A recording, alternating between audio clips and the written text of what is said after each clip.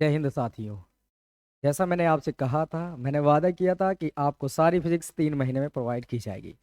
तो मैं हाजिर हो चुका हूँ आज एक वन शॉट वीडियो लेकर। पूरा चैप्टर 9 जो अपने पास है, पृथ्वी का चुंबकत्व और चुंबकीय पदार्थ, इसका इस पूरे चैप्टर का कंप्लीट वीडियो आज ही आपको मिल जाएगा। फिर कल के बाद से आप देखेंगे 10वें चैप्टर के बारे में। तो आज इस अध्याय पे हम लोग क्या पढ़ने वाले हैं वो इधर मैंने लिख दिए ताकि आपको कोई डिस्टरबेंस ना हो।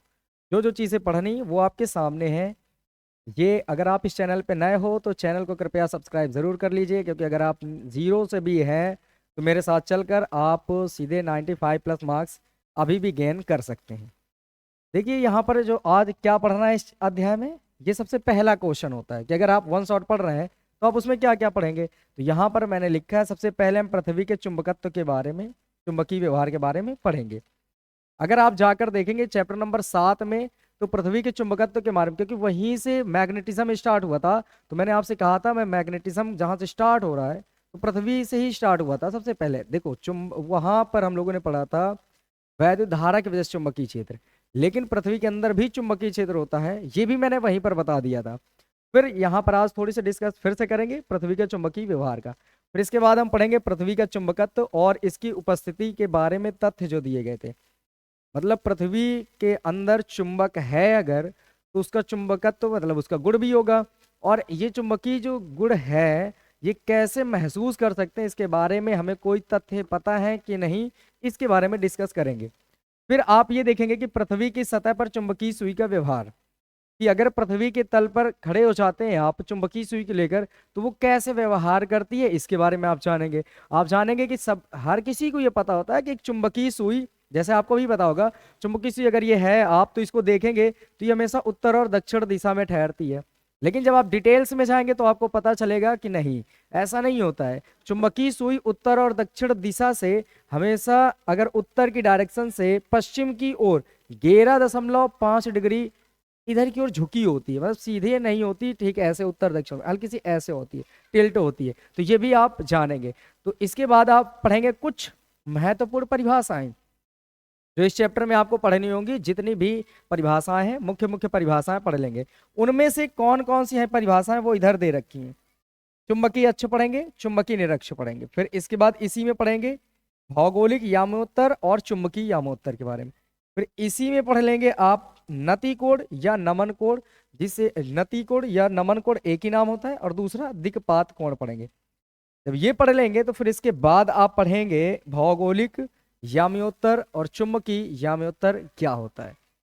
ये अभी चैप्टर का एंड नहीं हुआ है, दो चीजें इसमें और मैं आपको बता देता हूँ ऐड करके अभी से, ताकि आपके दिमाग में चलता रहे कि और आपको क्या क्या पढ़ना है। तो यहाँ से मैं इधर लिख देता हूँ, ये फर्स्ट नंबर आपको ये पढ़ना है, फिर आपको ये भी पढ़ना है, ये पढ़ेंगे आप। इसके बाद ये पढ़ेंगे, इनके बाद आपको इनके बारे में जानकारी पानी है। जब ये सारी जानकारी आपको मिल जाएंगी तो ये भौगोलिक यामोत्तर और चुंबकीय यामोत्तर ये सेम बन गया है ना, मतलब इसकी जगह में कुछ और रहा होगा, तो वो क्या रहा होगा वो मैं आपके सामने इधर लिखता हूँ।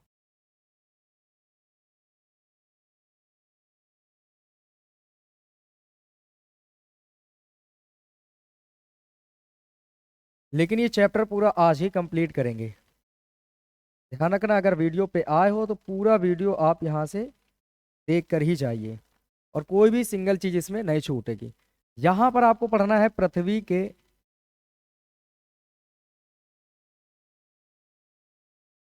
चुंबकीय घटकों के बीच,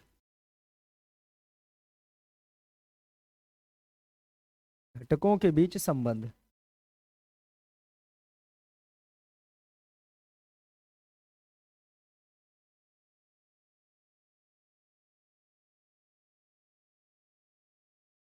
ठीक है, ये ऐड किया गया। एक और चीज इसमें आप पढ़ेंगे, वो आप पढ़ेंगे चुंबकत्व के आधार पर पदार्थों के प्रकार।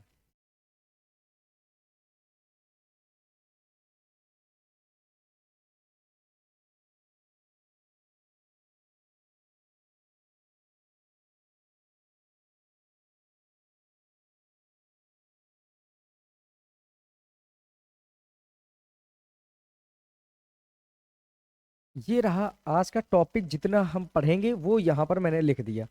उम्मीद है कि ये सारी चीज़ें आपके दिमाग में छप गई होंगी कि क्या क्या हम इस अध्याय में पढ़ने वाले हैं। तो स्टार्ट करते हैं सबसे पहले पृथ्वी के चुंबकीय व्यवहार से। आप ये स्क्रीनशॉट ले सकते हैं कि मुझे क्या क्या पढ़ना है इस चैप्टर में। सबसे पहले आते हैं पृथ्वी का चुंबकीय व्यवहार कैसा है और ये क्या बताना चाहता है। देखो, इसमें जब आप आते हैं पृथ्वी के चुंबकीय व्यवहार में, तो ये बस केवल आपको दो लाइनें याद रखनी है कि पृथ्वी के अंदर एक चुंबक है, या कह सकते हो हमारी पृथ्वी ऐसे व्यवहार करती है जैसे इसके गर्भ में एक शक्तिशाली चुंबक रखा हो। अच्छा, इसके बहुत से मत भी दिए गए थे। वो शायद मैं आपको बताऊं तो जैसे गिलबर्ट ने भी दिया था। गिलबर्ट ने 1600 ईस्वी में दिया था। उन्होंने ये कहा, समझाया था कि कहने के मत थे कि इस प्रकार से आप समझ सकते हैं कि पृथ्वी के अंदर चुंबक पाया जाता है। उन्होंने ये समझाया था कि जैसे कि एक ऐसले भी थे, ठीक, उन्होंने भी सुनाया था। और इसके बाद एक दो और मत थे, तो वो मत आपको नहीं जाने, बस आपको ये जानना है कि पृथ्वी का चुंबकीय व्यवहार कैसा है और कैसे पता चलता है। तो बस आप सीधे बता देंगे कि हमारी पृथ्वी ऐसा व्यवहार करती है जैसे इसके गर्भ में एक शक्तिशाली चुंबक रखा हो। बस ये बातें हो गई, पृथ्वी हमारी कैसे व्यवहार करती है, चुंबकीय व्यवहार। इसके तथ्य भी होंगे, वो आगे हम बता देंगे। आपको क्या लिखना है यहाँ पर, हमारी पृथ्वी ऐसा व्यवहार करती है,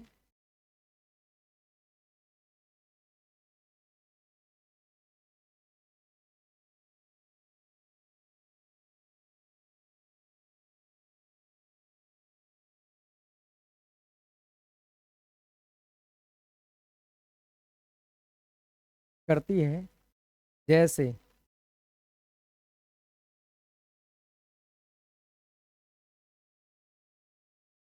इसके गर्भ में एक शक्तिशाली चुंबक रखा हो।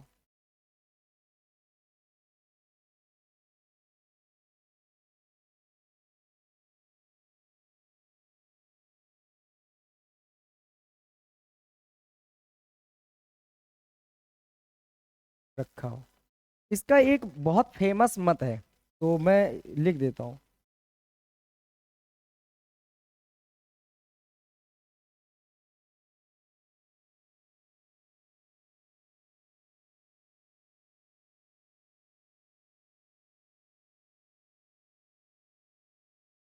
इसका एक बहुत ही, देखो, ये काफी प्रचलित तथ्य है। ये एसलरे शायद ने दिया था। उन्होंने उन्होंने ये बताया था कि देखो, हमारी पृथ्वी के जो क्रस्ट वाला एक भाग है, ठीक है, क्रोड वाला भाग, सॉरी क्रस्ट नहीं, क्रोड वाला, क्रोड मतलब आंतरिक भाग।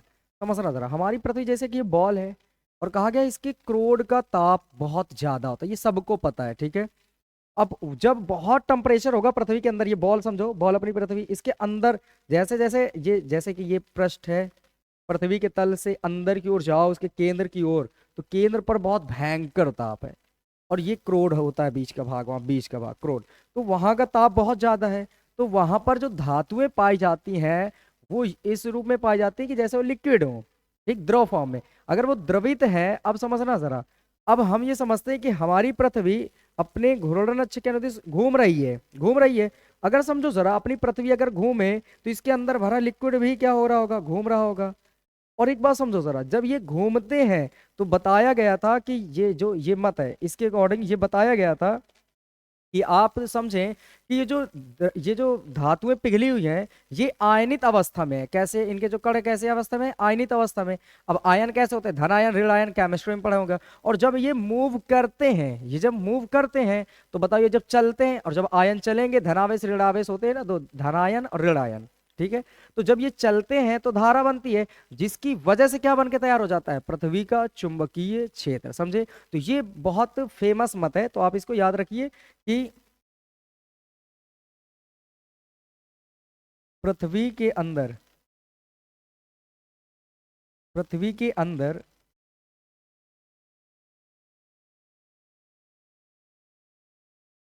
धातुएं द्रवित अवस्था में है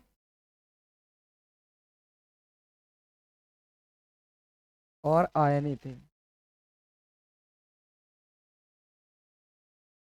आयनित है। जो उनके कण हैं वो कैसे हैं, आयनित है, ठीक है। तो ये बात याद रखना, छोटी छोटी बातों को आपको टिक कर लेना है। आयनित, ठीक है, धातु में जो है द्रवित है, ठीक है, ऐसे याद कर लेना, द्रवित है। और जब पृथ्वी, और चूंकि पृथ्वी पृथ्वी अपने अक्ष के अनुदिश घूर्णन गति करती है,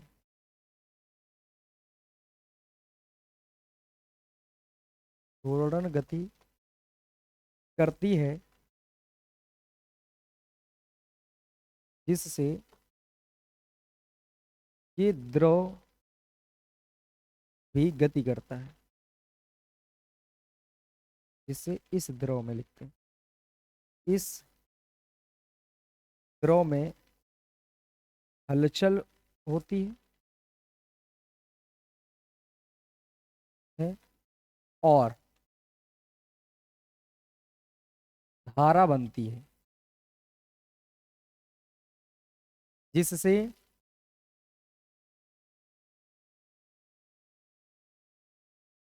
पृथ्वी पर चुंबकीय क्षेत्र, जिससे पृथ्वी का चुंबकीय क्षेत्र बनता है। ठीक है, ये बात, ये बहुत फेमस मत है, आप इसको ध्यान में रखिए।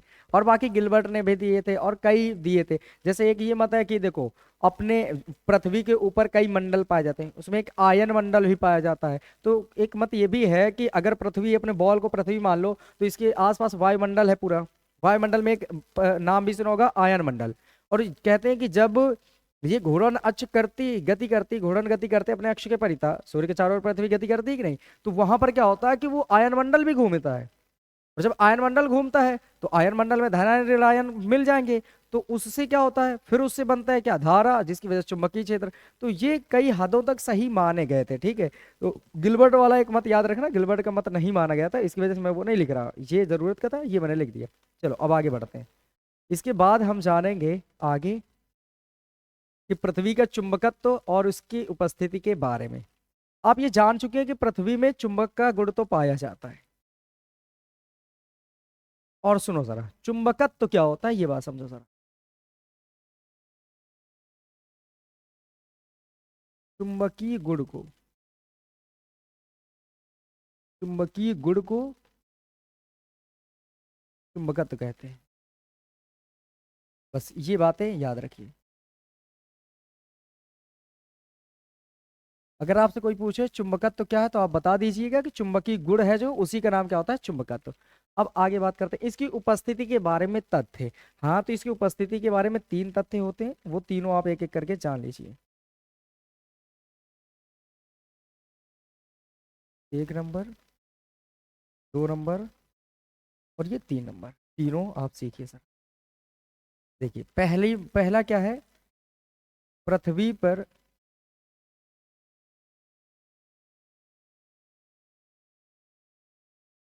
चुंबकीय सुई का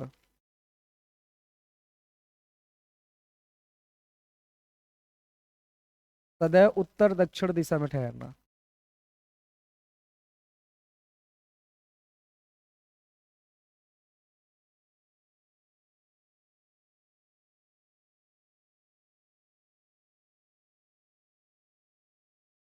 ये है पहली बात। ठीक है, पहला काम क्या है कि पृथ्वी पर चुंबकीय सुई का सदैव उत्तर दक्षिण दिशा में ठहरना।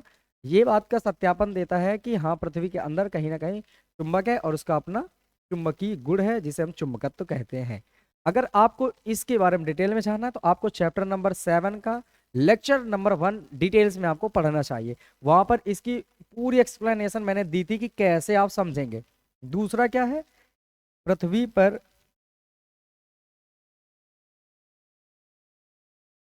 निश्चित दिशा में, दिशा और उत्तर दक्षिण,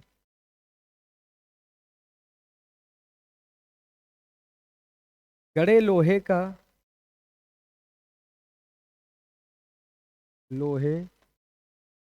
की रॉड का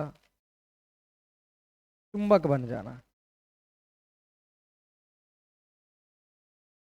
चुंबक बन जाना, ये ठीक है। और इसके बाद क्या है, पृथ्वी पर उदासीन बिंदुओं का मिलना।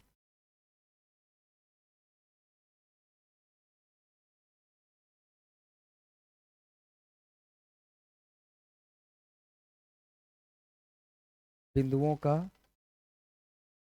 मिलना, ये चीज है। अगर मैं आपसे यहीं पर एक नोट पॉइंट कर दूं, अगर मैं आपसे पूछ लूं, नोट इस जगह पर,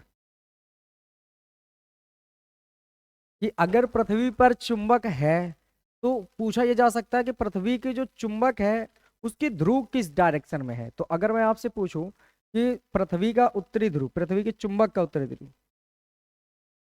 पृथ्वी के चुंबक का उत्तरी ध्रुव, तो आप बोलेंगे दक्षिण दिशा में।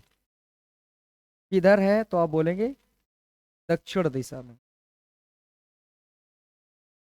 और अगर मैं बात करूं पृथ्वी के चुंबक का दक्षिणी ध्रुव,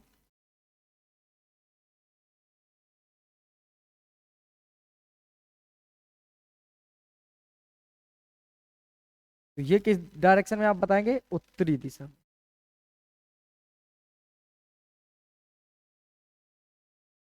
किसी चुंबक में टोटल दो ध्रुव होते हैं, एक उत्तरी और एक दक्षिणी।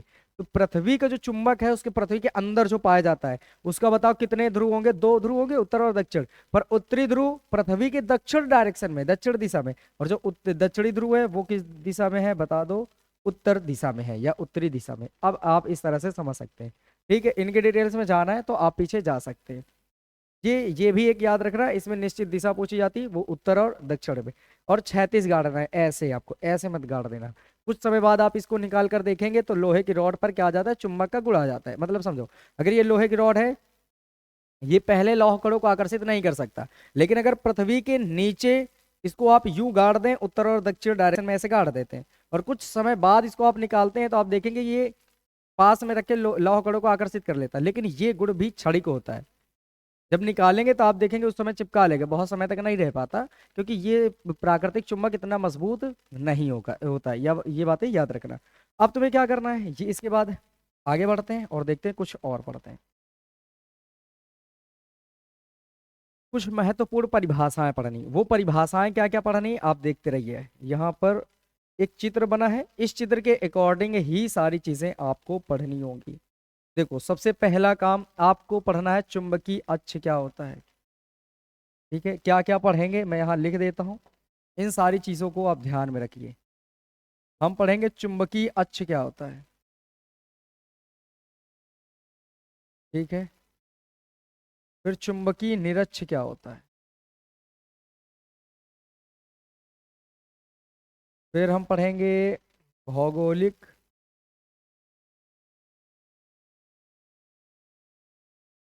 या में उत्तर क्या होता है। फिर चुंबकीय या में उत्तर क्या होता है।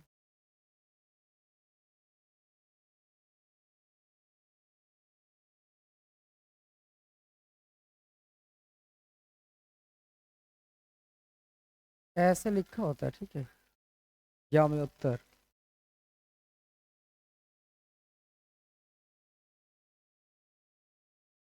इस तरह से, तो ये इतनी, इस चित्र से इतनी चीजें आपको पढ़नी है। पर यहीं पर मैं आपको चीजें ये तो बता दिया मैंने, कितनी डेफिनेशन पढ़नी, महत्वपूर्ण परिभाषाएं ये पढ़नी है आपको। ये अगर ये महत्वपूर्ण परिभाषाओं की बात करते हैं तो ये है आपके पास परिभाषाएं जिनको आपको पढ़नी है।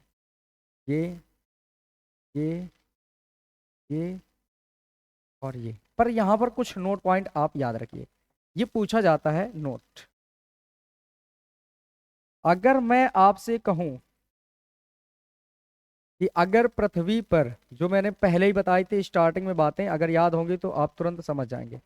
अगर मैंने कहा कि चुंबकीय सुई को पृथ्वी के ऊपर लाकर ऐसे खड़ा कर दो, रख ऐसे छोड़ दो, वो किधर ठहरेगी, तो आप कहना उत्तर और दक्षिण दिशा में। ये मान्यता है, एग्जैक्ट उत्तर और दक्षिण दिशा में नहीं ठहरती। आपको याद रखना है जो भौगोलिक मतलब पृथ्वी में जो उत्तर और दक्षिण पूर्व पश्चिम दिशाएं बनाई गई हैं, उनमें जो चुंबकीय सुई होगी वो हमेशा जो उत्तर और दक्षिण है ना, जैसे ये ऊपर उत्तर नीचे दक्षिण है, तो इससे उत्तर से पश्चिम की ओर ऐसे कुछ टिल्ट होती है, और इसके बीच एंगल 11.5 डिग्री का होता है। कितने का? 11.5। ये इधर लिखा भी है, ये आपको ना चित्र दिखेगा तो मैं इधर समझा दूंगा, लगभग दिख रहा होगा आपको, ठीक है। तो अगर मैं आपसे पूछूं कि पृथ्वी तल पर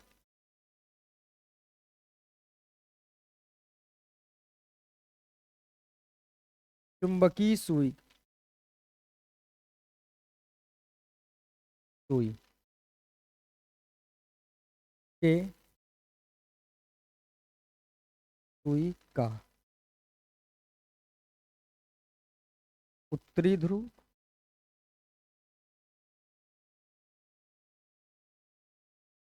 पृथ्वी के या भौगोलिक उत्तरी ध्रुव, भौगोलिक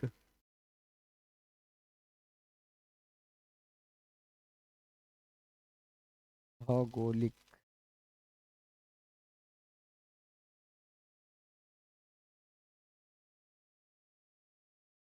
उत्तरी ध्रुव के बीच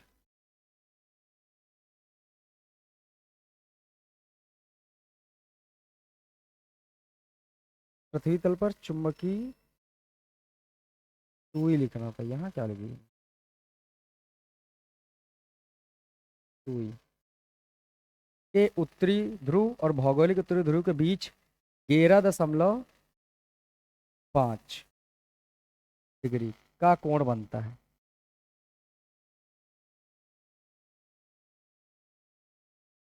कोण बनता है मतलब आप याद रखिए, अगर आपसे कोई एग्जैक्ट लोकेशन पूछता है चुंबकीय सुई की, तो आप ये बताएंगे कि देखो ये भाई साहब ये चुंबकीय सुई है ना, ये ऐसे नहीं होगी, हल्की सी ऐसे होगी, ऐसे नहीं होगी, हल्की सी ऐसे टिल्ट होती है। ये बात ध्यान रखना। कितना मुड़ी होती है? तो आप बताएंगे 11.5 डिग्री या 11.5 अंश, ऐसे बता सकते हैं। तो उम्मीद है कि ये चीजें आपको समझ आ गई होंगी। जो ये चुंबकीय सुई का व्यवहार होता है पृथ्वी तल पर, तो वो आप देख सकते हैं कि चुंबकीय सुई पृथ्वी तल पर जब आती है तो वो पृथ्वी के उत्तरी और जो भौगोलिक उत्तरी और दक्षिणी ध्रुव है ना, या दिशा है, उनसे वो 11.5 डिग्री पर झुकी होती है। ये देखो, आगे बढ़ते हैं। अब आगे पढ़ो, जो डेफिनेशन मैंने लिखी वो इधर है और आप पढ़ते जाइए क्या क्या है। बहुत ही आसान डेफिनेशन है, आप इनको आसानी से पढ़ भी सकते हैं। अगर मैं पहले बात करता हूं चुंबकीय अक्ष की, तो आप देखिए जरा, ये जो पॉइंट है ना, ये चित्र जो है ना बहुत गंदा चित्र है, लोगों के हिसाब से बड़ा गलत लगता है। देखो जरा ध्यान से समझना, ये चुंबकीय सुई है, इसका ये एन है और ये एस है, और इधर क्या लिखा है? चुंबकीय उत्तरी ध्रुव। देख सकते हो? बताओ, ये एन साइड इधर है चुंबकीय का, लेकिन इधर जो लिखा है वो लिखा है चुंबकीय दक्षिणी ध्रुव। सोच सकते हो? बताओ, एन फॉर क्या होता है? बताओ, नॉर्थ। पर नॉर्थ मीन्स क्या होता है? उत्तर। पर यहां पर क्या लिखा है? दक्षिणी ध्रुव। पर सोचो ऐसा क्यों? ऐसा क्यों? तो इसका मेन कारण ये है कि ये भाई साहब जो चुंबक है ना, ये चुंबकीय सुई है। ये क्या है बताओ? ये चुंबकीय सुई है। हम पढ़ किसके बारे में रहे हैं? बताओ, पृथ्वी के चुंबकत्व के बारे में। किसके बारे में? पृथ्वी के चुंबकत्व के बारे में। और आपको मैंने समझाया था चैप्टर नंबर 7 में ही कि देखो, अगर ये एक डिवाइडर है, अभी समझ लीजिए जरा, एक यहां पर कोई एक क्षण चुंबक है, मान लो इसका एन साइड इधर है, एस साइड इधर है। अगर मैं एक और चुंबक लेकर आ जाऊं और मैं इधर ही रख दूं ऐसे, इस वाइट वाले का जिसका एन साइड इधर है, एस इधर, क्या ये ऐसा पॉसिबल है? जल्दी बताओ। नहीं पॉसिबल। मैंने सिखाया था ये ऐसा पॉसिबल नहीं है। ये चुंबक क्षण चुंबक पलट जाएंगे, एक दूसरे के अपोजिट ध्रुव के साथ चिपक जाएंगे, ये दूर हट जाएंगे। मतलब ये वो कि ऐसे ये नहीं रह सकते। तो आप क्या समझे? बस इतना बताओ कि अगर एक चुंबक नीचे है और एक चुंबक ऊपर है, तो इनके सेम ध्रुव एक तरफ नहीं हो सकते। तो क्या आप ये समझ नहीं सकते कि अगर ये रेड वाले का एन और एस है ऊपर, तो जो नीचे होगा इस लेयर के उसका इधर वाला एस होगा, इधर वाला एन होगा। अब ये चुंबक देखो आसानी से रह पाएंगे। देखो जरा, अब इन दोनों में क्या कैटेगरी होगी? ये दोनों राइट है, क्योंकि इनकी डायरेक्शन बिल्कुल सही है। इनकी डायरेक्शन बिल्कुल सही है। आप समझते चलें। तो ये बातें ध्यान रखनी है आपको कि ये देखो, पृथ्वी के ऊपर चुंबकीय सुई अपने पास में है, लेकिन पृथ्वी के अंदर भी एक चुंबक है, ये हम लोग जान चुके हैं। पृथ्वी के अंदर चुंबक है, उसके कई तथ्य हैं, 3 तथ्य, वो तीनों तथ्य हम जान चुके हैं। अगर वो डिटेल में जानना, चैप्टर नंबर 7 में चले जाइए, 1 घंटे क्लास है, उसको आप अटेंड कर लीजिए, क्योंकि अगर ये वन शॉट करना है तो बहुत टाइम हो जाएगा, और जल्दी जल्दी बोर्ड एग्जाम की वजह से पढ़ाया भी जा रहा है। तो यहाँ पर ध्यान रखना, जब दो चुंबक, एक नीचे है एक ऊपर, देखो ऊपर वाले का अगर मैं कह रहा हूँ इधर एन है और इधर एस है, ये एन है और ये एस है, तो इसके नीचे जो होगा इसका अपोजिट होगा ना, इसका अपोजिट। तभी देखो चुंबकीय सुई का ये उत्तरी ध्रुव है और ये दक्षिणी, लेकिन ये जो पॉइंट है ना, ये पृथ्वी के चुंबकीय क्षेत्र के उत्तरी और दक्षिणी ध्रुव है। तो देखो ये चुंबकीय सुई का उत्तरी ध्रुव है, तो ये किसका दक्षिणी ध्रुव होगा? इधर क्या होगा बताओ, अगर इधर एन साइड है चुंबकीय सुई का, अगर चुंबकीय सुई का इधर एन साइड है, तो जो पृथ्वी का चुंबकत्व होगा उस तरफ उसका कौन सा होगा? साउथ वाला। इसी वजह से जो एन है उधर ये दक्षिणी होता है, और जिधर एस होता है उधर उत्तरी होता है। अब यहाँ पर समझिए जरा, अब मैं आपसे कहूं कि यहाँ पर जो आप देख रहे हैं ये और ये पॉइंट, एक है चुंबकीय उत्तरी ध्रुव, एक है चुंबकीय उत्तरी ध्रुव।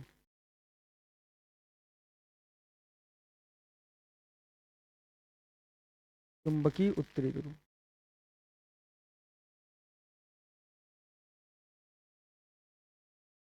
और दूसरा है इधर चुंबकीय दक्षिणी ध्रुव।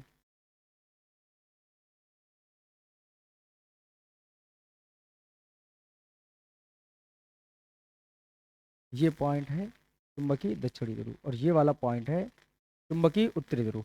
अगर मैं ऐसा करूं कि इन दोनों को मिलाने वाली एक रेखा खींच दूं, अगर मैं इन दोनों को मिलाने वाली एक रेखा ऐसे से खींच दूं, ध्यान रखना है आपको कि ये जो मैंने रेखा खींची है, ये लो ब्लैक से कर दे रहा हूं, तो बताओ ये कौन सी रेखा है? तो आप बोलेंगे ये वो रेखा है जो चुंबकीय उत्तरी ध्रुव और चुंबकीय दक्षिणी ध्रुव को मिला रही है, और इसी रेखा को हम बोलते हैं चुंबकीय अक्ष बोलते हैं। याद रखेंगे आप कि चुंबकीय उत्तरी ध्रुव और चुंबकीय दक्षिणी ध्रुव को मिलाने वाली रेखा चुंबकीय अक्ष कहलाती है।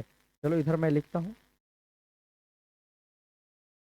चुंबकीय उत्तरी ध्रुव,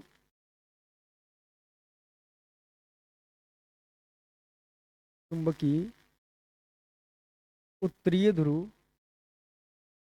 और चुंबकीय दक्षिणी ध्रुव को मिलाने वाली रेखा।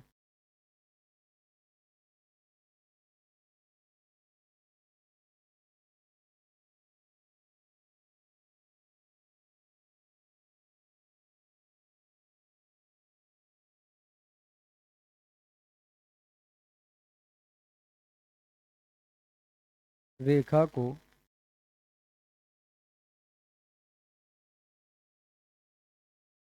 चुंबकीय अक्ष कहते हैं।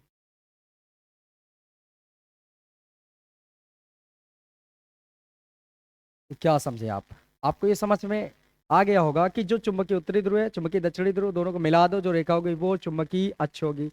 अब एक बात समझिए जरा, अक्ष और निरक्ष, अगर मैं यहां से देखता हूं तो ये 90 डिग्री पर है कि नहीं, ये लाइन, ये जो डैश डैश है, और अगर मैं इसको मिला दूं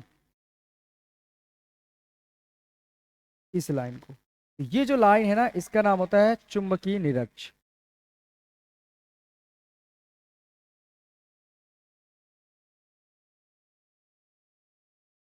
ठीक है। अब एक और बात है, अगर मैं पूछूं चुंबकीय निरक्ष क्या है, तो ध्यान से अगर मैं देखूं तो देखो यहाँ पर एक और चीज है, ये देखो ये जो है ना पृथ्वी तल पर, ये सीधे चुंबकीय सुई खड़ी है कि नहीं? खड़ी है। तो इसकी दूसरी डेफिनेशन ये बना सकते हो कि जिन जिन दो स्थानों पर या जिन दो बिंदुओं पर चुंबकीय सुई पृथ्वी के तल के लंबवत हो जाती है, उन बिंदुओं को मिलाने वाली रेखा चुंबकीय अक्ष कहलाती है।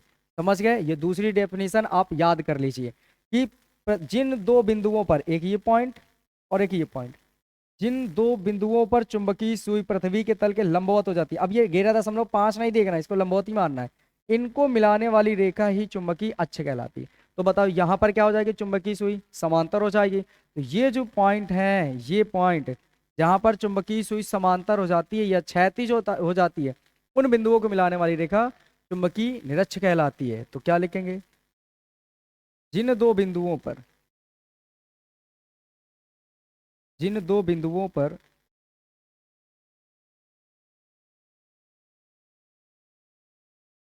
चुंबकीय सुई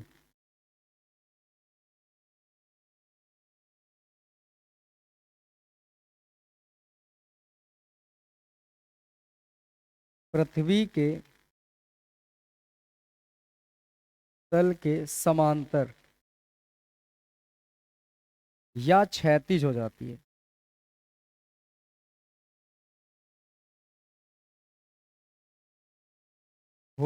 है उनको मिलाने वाली रेखा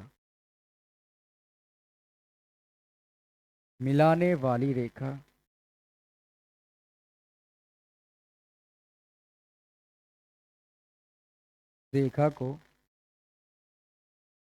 चुंबकीय निरक्ष कहते हैं।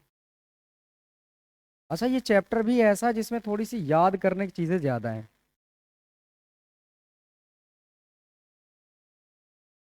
ठीक है, तो आप इसको याद भी करते रहिएगा। ये मैं समझा तो दे रहा हूँ, साथ साथ में इसमें याद करने की चीजें ज्यादा हैं, क्योंकि ये याद करने से ही बनता है। बस ये यहाँ पर मैंने समझा दिया तो आपको आसान लगने लगा, तो ये काम हो सकता है यहाँ पर। ठीक है, बाकी आपको मेहनत थोड़ी सी ज्यादा करनी होगी इस चैप्टर में, क्योंकि ये याद करने वाला सेशन है। आगे बढ़ते हैं। अब बात करते हैं चुंबकीय यामोत्तर और भौगोलिक यामोत्तर क्या होता है। ये भी बिल्कुल आसान है। चीजें आपको जैसे मैंने बता दी, इसमें याद करने वाली हैं तो याद करने वाली हैं। अगर मैं आपसे पूछता हूँ भौगोलिक यामोत्तर क्या है, तो आपको दो चीजें याद रखनी है, उत्तरी ध्रुव और दक्षिणी ध्रुव। उत्तरीय ध्रुव,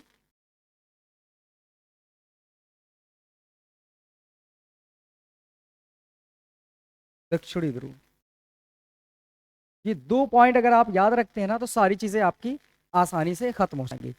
इन्हीं दोनों को मिलाने वाली जो लाइन होगी, चुंबकीय उत्तरी ध्रुव, जैसे कि आप मान लो भौगोलिक पढ़ रहे हो तो भौगोलिक उत्तरी ध्रुव, भौगोलिक दक्षिणी ध्रुव। अगर चुंबकीय यामोत्तर पढ़ रहे हो तो चुंबकीय उत्तरी ध्रुव, चुंबकीय दक्षिणी ध्रुव। इन्हीं दोनों को याद रखना है आपको। अब सुनो जरा, इन दोनों को मिलाने वाली रेखा से होकर गुजरने वाला जो अभिलंबवत तल होता है या लंबवत तल होता है, वो काल्पनिक तल होता है। जो लंबवत तल होगा वो तल ही कहलाता है यामोत्तर। क्या कहलाता है बोलो? यामोत्तर।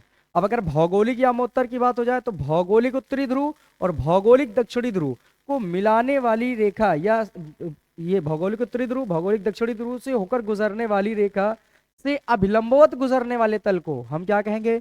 भौगोलिक यामोत्तर। वैसे ही चुंबकीय यामोत्तर। एक मैं लिखता हूं, फिर मैं और अच्छे से बताता हूं। भौगोलिक उत्तरी ध्रुव,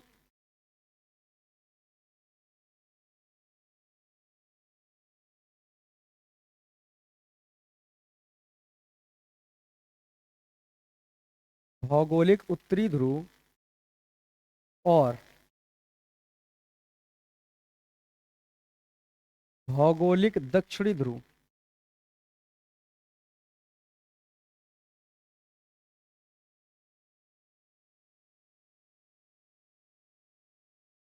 को मिलाने वाली रेखा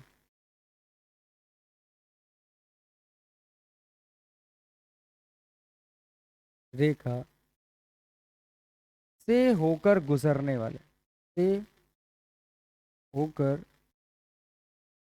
गुजरने वाले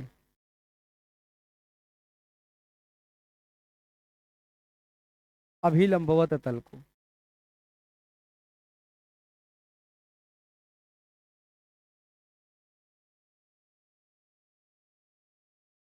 भौगोलिक यामोत्तर कहते हैं।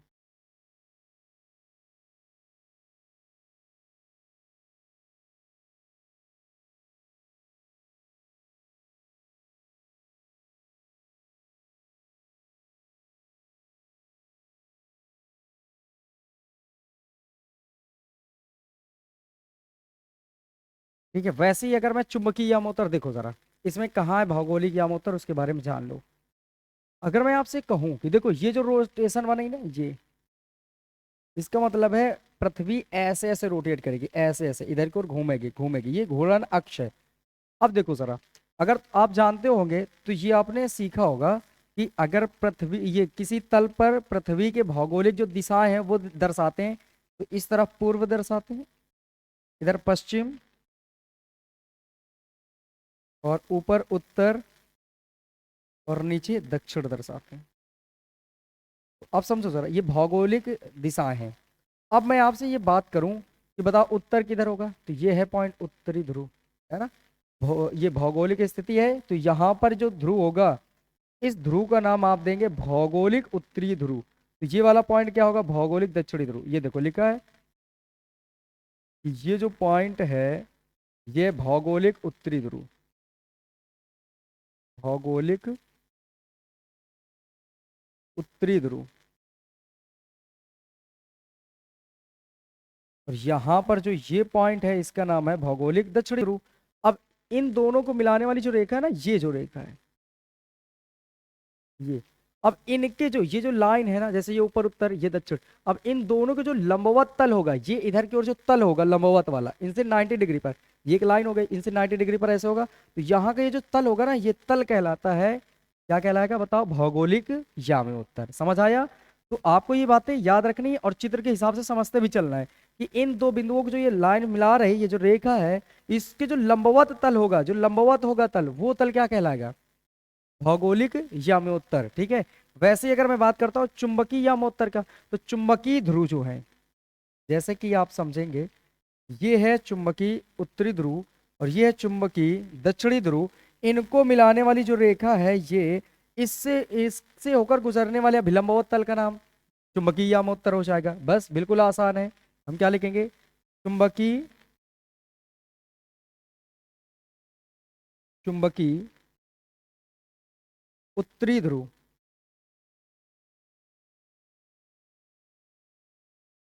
और चुंबकीय दक्षिणी ध्रुव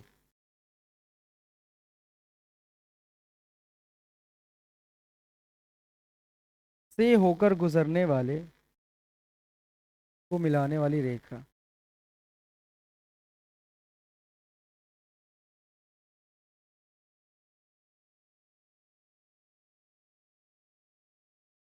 से होकर गुजरने वाले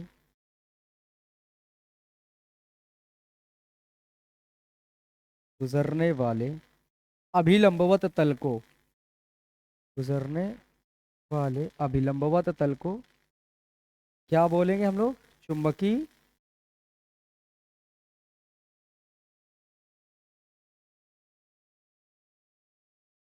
चुंबकीय यामोत्तर कहते हैं।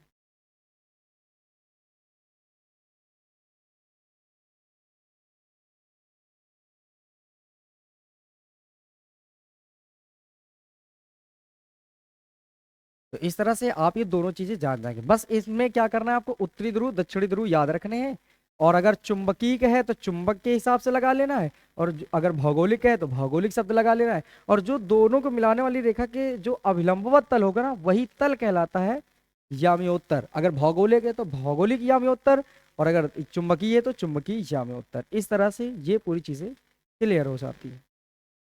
अब आगे पढ़ेंगे कुछ और डेफिनेशन जो आपको पढ़नी चाहिए थी।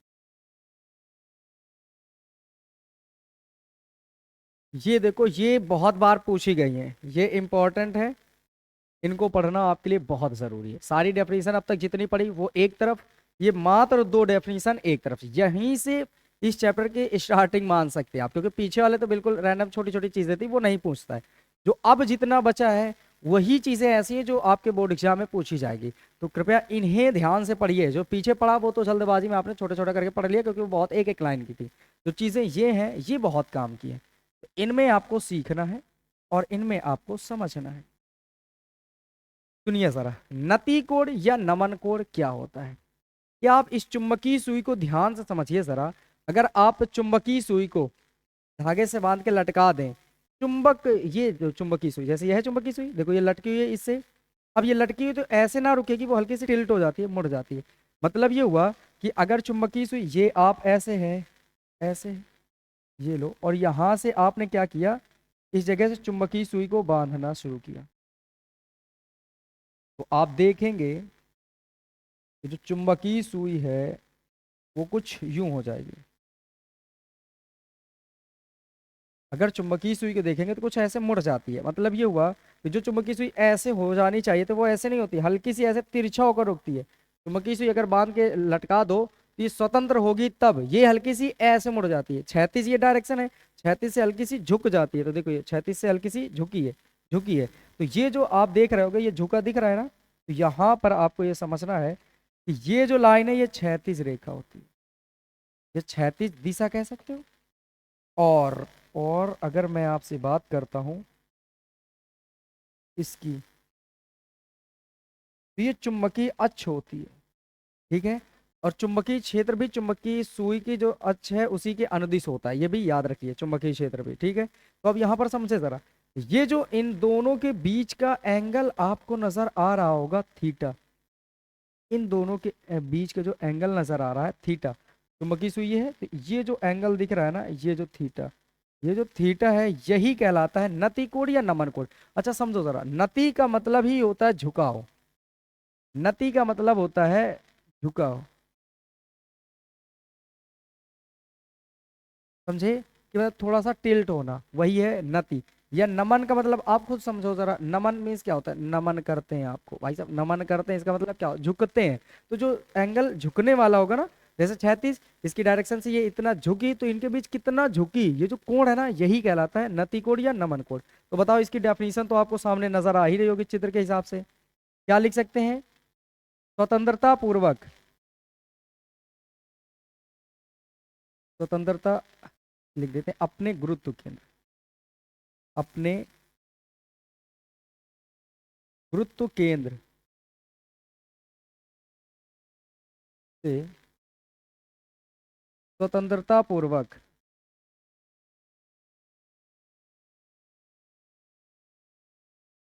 लटकी चुंबकीय सुई,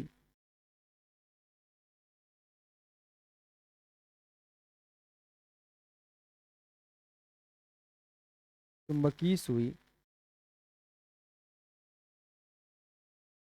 पृथ्वी के क्षैतिज, क्षैतिज दिशा और अपने चुंबकीय अक्ष, अपने चुंबकीय अक्ष, अक्ष के बीच जितना कोण बनाती है,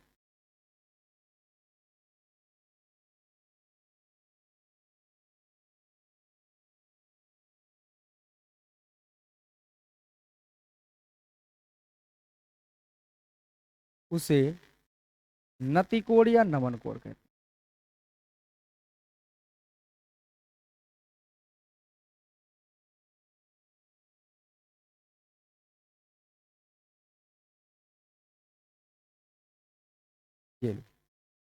ये मैंने अपनी भाषा लिख दी, बिल्कुल सरल भाषा है, देखो जरा भाई साहब, ये क्षैतिज दिशा है, तो आप इसको दूसरी डायरेक्शन में कैसे कह सकते हो, दूसरी भाषा में आप कह सकते हो अपने गुरुत्व केंद्र से स्वतंत्रता पूर्वक लटकी हुई चुंबकीय सुई क्षैतिज अक्ष या क्षैतिज दिशा और चुंबकीय दिशा या क्षैतिज अक्ष और चुंबकीय अक्ष के बीच जितना कोण बनाती है उसी का नाम नति या नमन कोण होता है। ये मैंने लिख दिया, आसान है, समझ आइए, ये क्षैतिज दिशा और ये चुंबकीय दिशा या चुंबकीय अक्ष, इनके बीच जितना कोण बने वो नति कोण या नमन कोण होता है।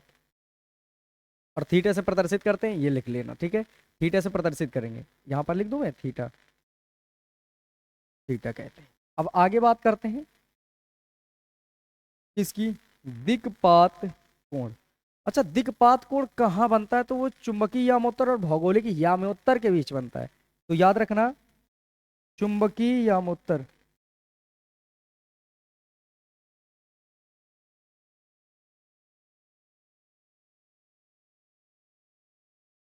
चुंबकीय यामोत्तर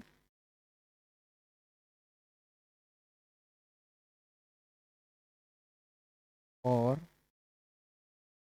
ये अगर हटाना चाहते इतना हटा भी दो, सीधे लिख दो चुंबकीय यामोत्तर और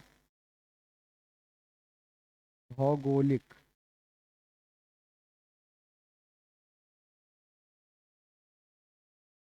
भौगोलिक यामोत्तर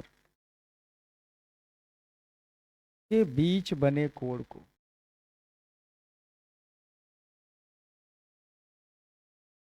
कोण को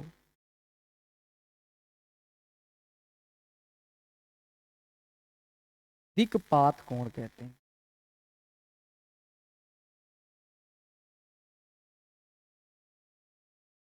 ये रहा आपके पास दिक्पात कोण की जो डेफिनेशन है, वो मैंने आपके पास लिख दी। क्या होता है, अगर आपके पास ये कोई भौगोलिक यामोत्तर, ये तल देख रहे हैं, एक लंबवत तल, कौन से, जो चुंबकीय उत्तरी ध्रुव और चुंबकीय दक्षिणी ध्रुव को मिलाने वाली रेखा के अभिलंबवत तल मान लो कि ये तल है। ठीक, समझ रहा, मैं यहाँ पर एक चित्र बना रहा हूँ, हो सकता है आपको आसानी से समझ आ जाए।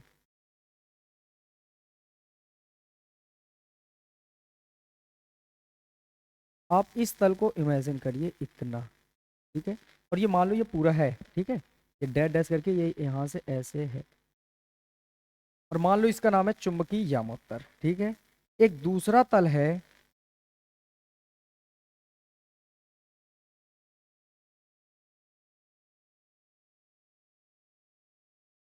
ये, ठीक है, ये ऐसे। अब इनके बीच ये गैप जो बन रहा है ना, ये जो गैप आ रहा है,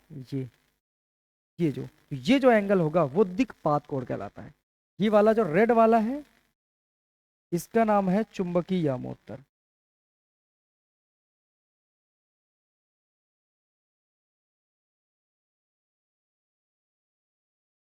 और जो ये है, ये भौगोलिक यामोत्तर।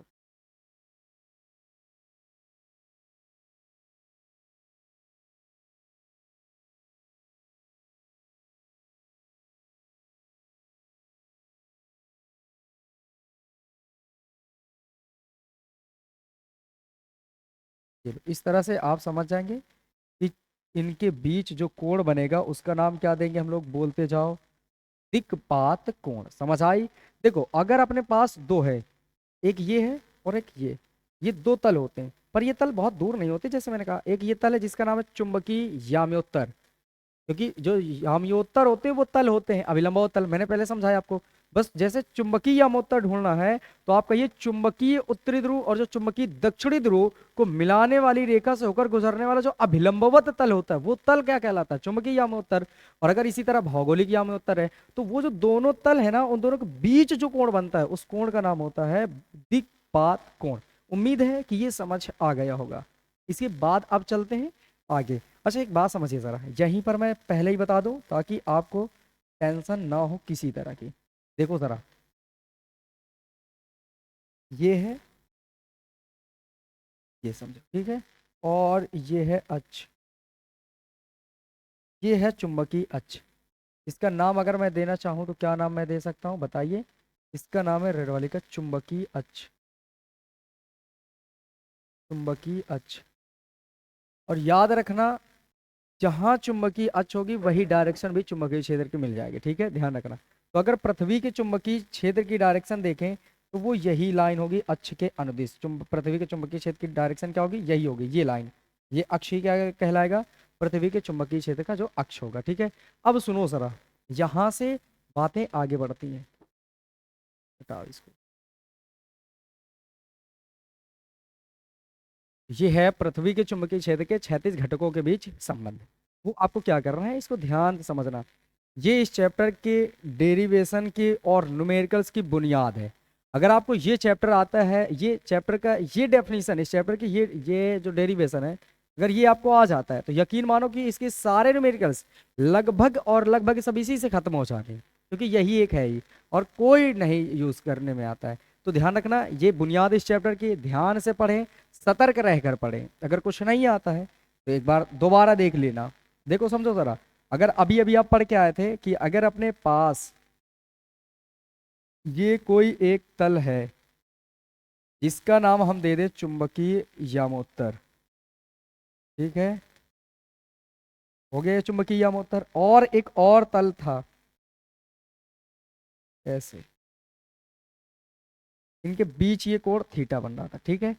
अब मैं आपसे कहता हूं, ये सारी बातें छोड़ना सारा ध्यान से। अगर मैं कह दूं यहीं से चुंबकीय सुई की ये गुरुत्व केंद्र, मान लो ये चुंबकीय सुई यहां से लटकानी है आपको, तो चुंबकीय सुई अगर लटकाते तो वो हल्की सी टिल्ट होकर मुड़ती कि नहीं, ऐसे कुछ, ऐसे, ऐसे मुड़ती है, ऐसे कुछ, समझ पा रहे होंगे, ऐसे मुड़ जाती कुछ। तो जब ये मुड़ती है ना, तो आपको ये समझना है कि ये यहाँ पर मान लो ऐसे, ये क्षैतिज डायरेक्शन है, ये क्षैतिज अक्ष की दिशा, ये क्षैतिज दिशा है, और ये चुंबकीय अक्ष है।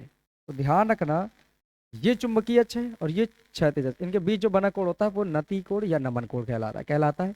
तो मैं ये सारी चीजें केवल एक लाइन के हिसाब से दिखाएंगे आपको। और यही जो ये जो अक्ष है ना, ये वाली अलग कलर कर दो, ये जो लाइन है, ये वाली लाइन, यही चुंबकीय क्षेत्र की डायरेक्शन होगी, मेन वाली पृथ्वी के चुंबकीय क्षेत्र की डायरेक्शन ये वाली होगी, ध्यान रखना इस बात को। और ये क्षैतिज अक्ष, ये है क्षैतिज अक्ष, इनके बीच ये एंगल जो थीटा है, ठीक है, नति कोण या नमन कोण। चलो आ जाओ, मैं इन्हीं को अब छोटी चीजें करके बनाता हूँ ताकि आपको मैं समझा सकूं। तो ये है अपने पास, ये है अपने पास, ये बनाया मैंने, ये बना दिया। यहाँ पर जो चुंबकीय सुई के हिसाब से अगर देखूं मैं, तो यहाँ से ये जो एंगल आएगा ये थीटा आएगा। चलो बना दिया ये थीटा, ये एंगल बन गया थीटा। अब समझना जरा, अगर मैं आपसे पूछूं कि बताओ जरा ये कौन सी डायरेक्शन है ये, तो आप कहेंगे ये संपूर्ण चुंबकीय क्षेत्र बी अर्थ, पृथ्वी के चुंबकीय क्षेत्र की ये मेन डायरेक्शन होगी। जैसे मैंने कहा था, चुंबकीय सुई अगर गुरुत्व केंद्र से लटकाओ, तो मेरे दोस्त ये जो चुंबकीय सुई थी वो कुछ यूं लटक रही थी, ऐसे ऐसे। तो ये थी चुंबकीय, ये थी पृथ्वी की क्षैतिज अक्ष और ये थी चुंबकीय अक्ष। इन दोनों के बीच जो एंगल बन रहा था ये वाला, ये क्षैतिज अक्ष, चुंबकीय अक्ष, ये जो एंगल है, यही जो एंगल था, यही एंगल तो कहला रहा था थीटा। तो बताओ ये झुकी थी कि नहीं, तो ये झुकी है। और यही जो अक्ष है, यही पृथ्वी के चुंबकीय क्षेत्र की डायरेक्शन होती है। तो यहाँ पर अगर मैं आपसे बात करता हूँ, तो ये आप कहेंगे ये बी ई है, ई फॉर अर्थ, ठीक है। और बी से चुंबकीय क्षेत्र को डिनोट करते हैं, ये बच्चा बच्चा जानता है। और आप समझदार हो तो आप बच्चों से तो बड़े हो ही, तो आप भी जानते हैं।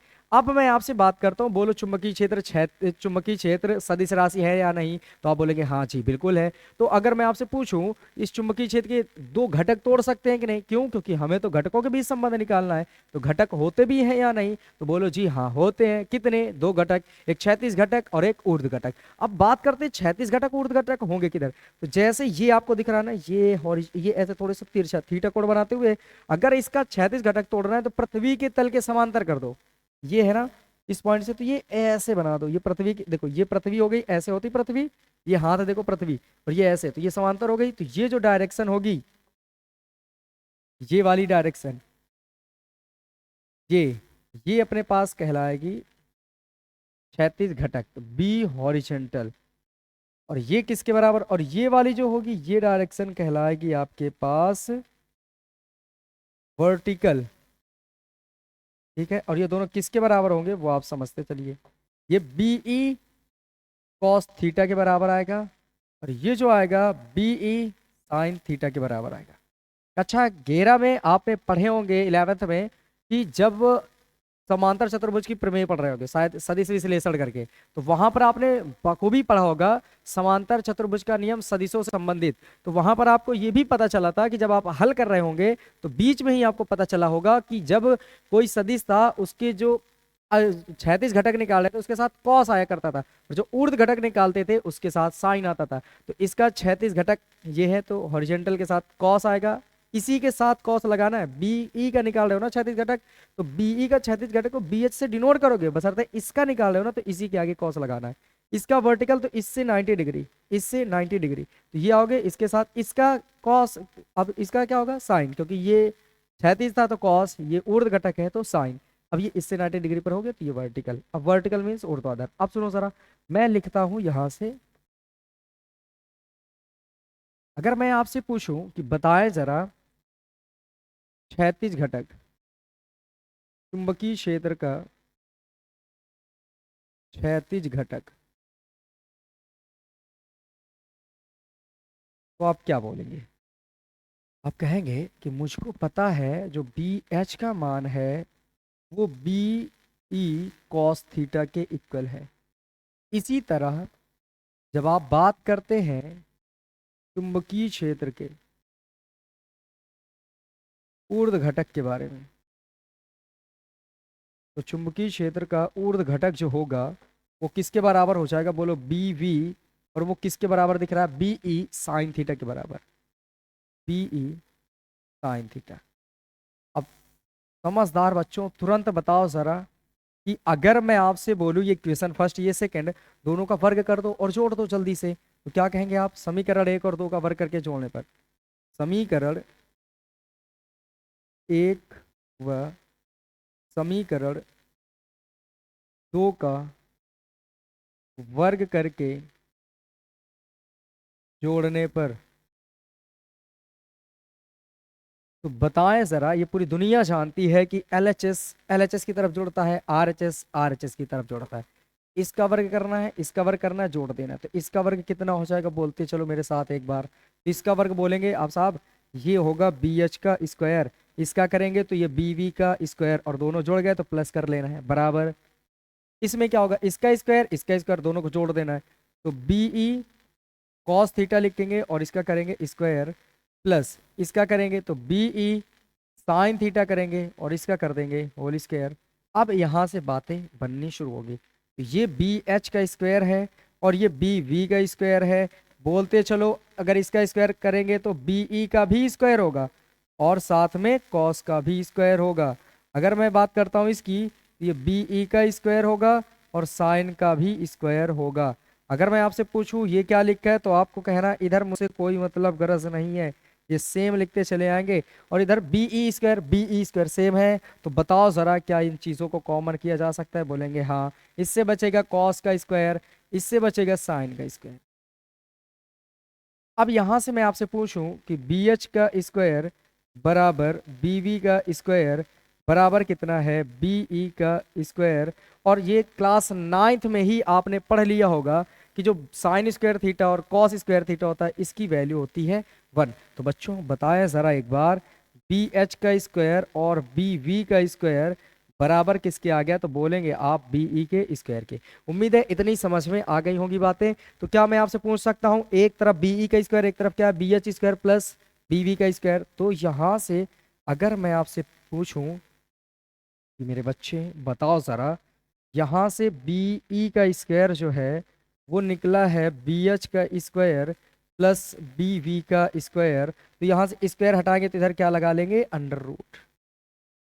वाह, बड़े समझदार सभी हैं, बहुत समझदार हैं, क्योंकि आप इतना बता सकते हैं तो आपको अच्छा माना जाएगा। ये लीजिए, ये तैयार हो गया। अभी एक काम और, थोड़ा सा धैर्य बनाकर चलेंगे तो चीज़ें आपसे और अच्छी बनती जाएंगी। यहाँ पर थोड़ा सा और आपको समझना है ज़रा, और आपको समझते समझते एक बात लिख लेनी है कि अगर मैं समीकरण 2 में समीकरण 1 से भाग कर दूं, समीकरण 2 में समीकरण 1 से भाग करने पर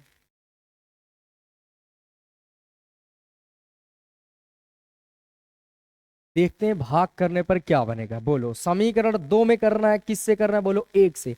समीकरण 2 ये लिखा है तो इसको ऊपर लिखना है बी वी, और इधर क्या है? B E sine theta. समीकरण 2 लिख लिया ऊपर। अब 1 से भाग करना है तो इसमें इससे भाग करना है, तो इसके बटे में लिखना है बी एच और इसके बटे में लिखना है बी ई कॉस थीटा। बताइए जरा शेरों, ये बी ई से ये बी ई खत्म हो जाएगा, तो बताओ अब आगे क्या बनेगा अपने पास? अब बोलेंगे इतना तो हम समझदार है ही कि इसके पास से बी वी अगर बच रहा है और इसके पास से बी एच बच रहा है, तो हम बोलेंगे कि इधर जो बच रहा है साइन बटे कॉस मतलब टेन बच रहा है। तो समझ आ गई होंगी बातें कि टेन थीटा बराबर ये बन गया, टेन थीटा बराबर B V upon B H. अगर मैं पूछूं टेन की पावर प्लस 1 है, बोलेंगे जी हाँ। तो टेन की पावर प्लस 1 उधर जाएगी तो -1, तो थीटा बराबर tan inverse B V upon B H. उम्मीद है बड़े प्यार से, बड़े आसान तरीके से ये आपको समझ आ गया होगा। तो अब बढ़ेंगे हम एक ऐसे टॉपिक के बारे में जो 100% आपके बोर्ड एग्जाम में पूछा ही जाता है, मतलब ये फिक्स है कि ये अगर ना आए तो ये चैप्टर ही नहीं आएगा। वो क्या होते हैं? पृथ्वी के चुंबकत्व के आधार पर पदार्थों के प्रकार। मोस्ट इंपॉर्टेंट टॉपिक है। 3 प्रकार होते हैं, लौह चुंबकीय, अनुचुंबकीय और प्रतिचुंबकीय। कोई भी क्वेश्चन बैंक उठा लीजिए, कोई भी अनसॉल्व पेपर उठा लीजिए, हर किसी में सन चेक कर लीजिए कि कई सनों में लगभग पीछे के हर सनों में आपको वो नजर आएंगे किसी ना किसी सेट में। तो ध्यान रखिए, मोस्ट इंपॉर्टेंट टॉपिक है। तो अब हम उसमें चलने वाले हैं। बताओ, चुंबकत्व के आधार पर प्रकार पदार्थ कितने तरह के होते हैं? जवाब तो मुझे दिख जाएगा स्क्रीन, हाँ दिख जाएगी। सुनो सर, अब मैं आपसे पूछता हूं, चुंबकत्व के आधार पर पदार्थों के कितने प्रकार होते हैं? तो आप बोलेंगे चुंबकत्व के आधार पर। चुंबकत्व के आधार पर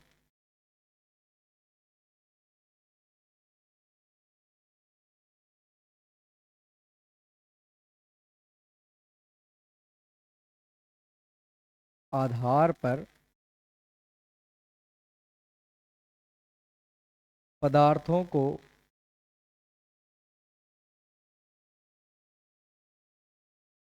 3 भागों में बांटा गया है।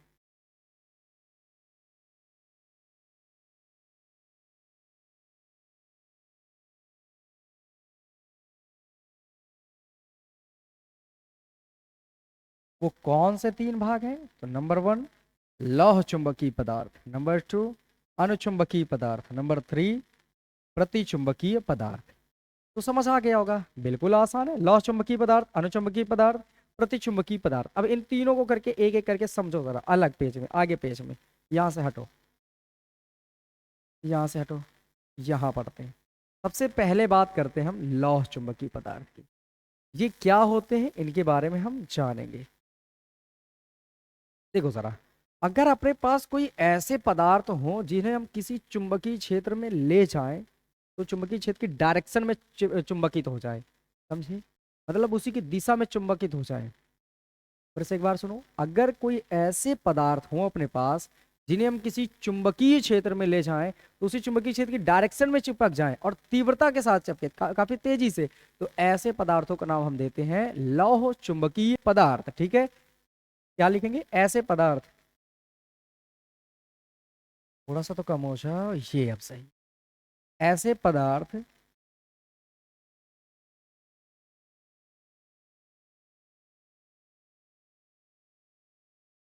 जिन्हें किसी चुंबकीय क्षेत्र में ले जाने पर, किसी चुंबकीय क्षेत्र में ले जाने पर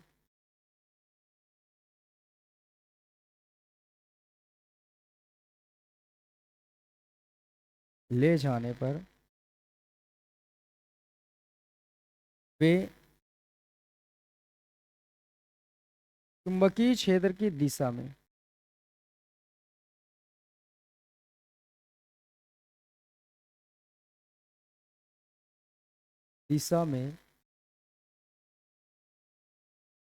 तेजी से चुंबकित होते हैं।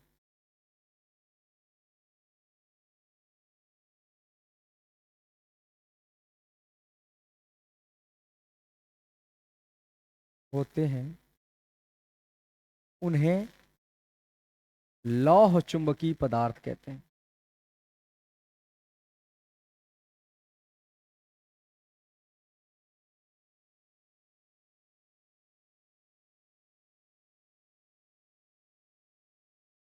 ये आपको याद करने हैं, क्योंकि इनमें याद करने वाला सेशन थोड़ा सा ज्यादा है, मैंने आपसे पहले ही बता रखा है।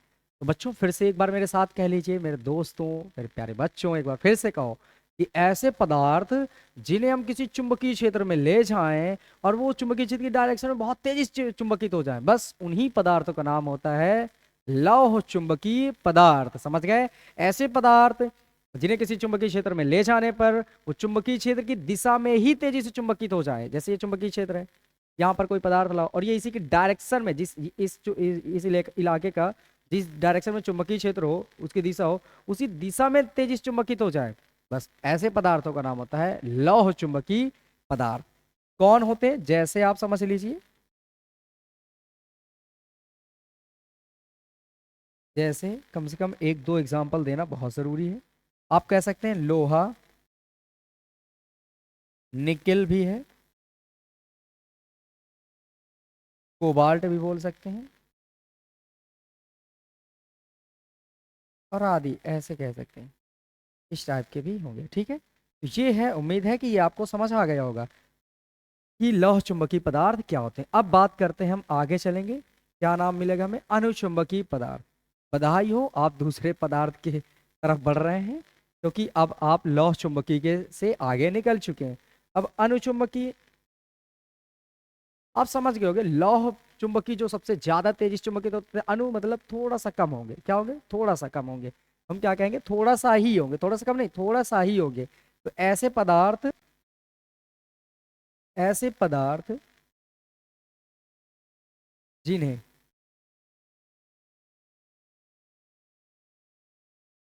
किसी चुंबकीय क्षेत्र में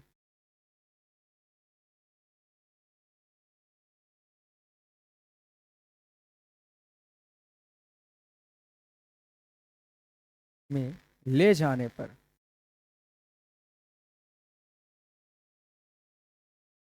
वे चुंबकीय क्षेत्र की दिशा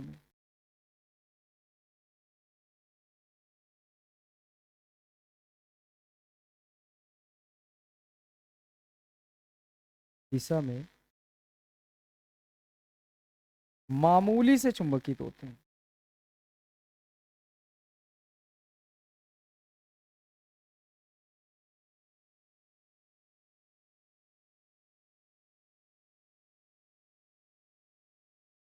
होते हैं, उन्हें हम क्या बोलेंगे, बोलो, अनुचुंबकीय पदार्थ।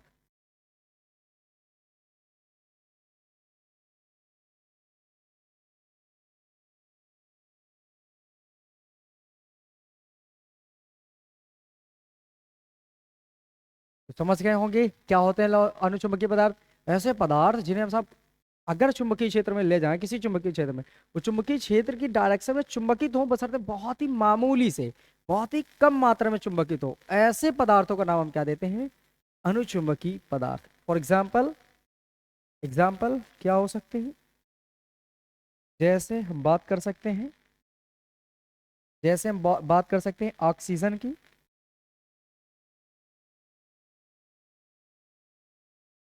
बात कर सकते हैं जल की,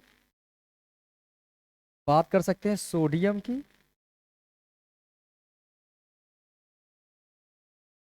आदि, इस टाइप के जितने भी। तो ये समझ गए, एग्जाम्पल बहुत याद रखना, क्योंकि एग्जाम्पल नहीं आए तो सब खत्म हो जाता है। तो ऑक्सीजन भी है, जल भी है, सोडियम भी है, एल्यूमिनियम भी है, तो ऐसे कई सारे हैं, आपको याद रखने हैं, जितने याद हो जाते हैं। फिर बढ़ते हैं प्रतिचुंबकीय पदार्थ में, और यहां से आपका चैप्टर कंप्लीट हो जाएगा। बहुत बहुत शुभकामना जो आप लास्ट तक बैठे हो यहाँ पर, क्योंकि ये आप उस जगह पर पहुंच गए हो जहां से ये पदार्थों के प्रकार भी खत्म होने वाले हैं। तो हम क्या कहेंगे, प्रतिचुंबकी, प्रति शब्द का मतलब ही अपोजिट होता है, ये आपको जानते होंगे। क्रिया, प्रतिक्रिया, जरा हर जगह उल्टा ही होता है प्रति शब्द का। प्रति देखो ऊपर चीज होती है, जैसे बटे में लिखना है किस चीज को, प्रति मतलब वो नीचे आगे, अपोजिट ही होता है हर एक चीज का, प्रति किसी भी देख लो, ठीक है। तो ये प्रति होता है उल्टा, यहाँ पर समझ आइएगा। तो ऐसे पदार्थ, ऐसे पदार्थ जिन्हें किसी चुंबकीय क्षेत्र में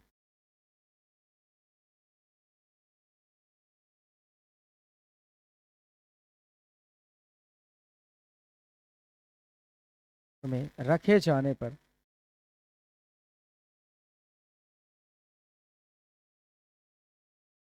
वे चुंबकीय क्षेत्र की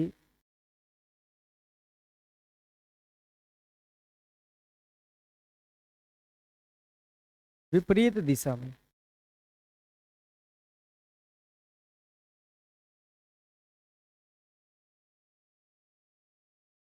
चुंबकित होते हैं,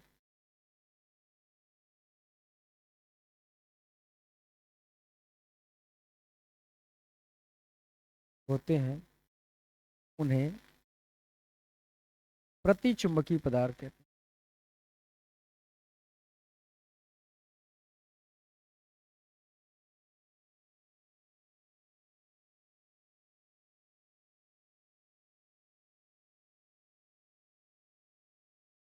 इस तरह से आप जान गए कि क्या होते हैं प्रतिचुंबकीय पदार्थ। बात करते हैं जैसे कि, तो जैसे क्या क्या हो सकते हैं वो आप समझिए। आपके पास सोना हो सकता है, फिर आपके पास चांदी हो सकती है, आपके पास कांच हो सकता है, इस टाइप की चीजें हो सकती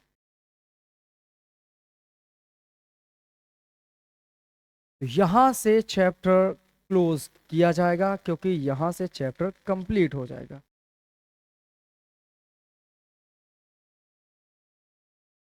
एनसीईआरटी के पैटर्न के मुताबिक जितना था उससे मैंने ज़्यादा कंटेंट बनाया है। उम्मीद करते हैं कि ये सारी चीज़ें एक ही चैप्टर में, जो एक ये पूरा चैप्टर है, एक ही वीडियोस में आपको मिल गया होगा। अगर आप मेहनती हैं तो आप ध्यान से मेहनत करते रहिए।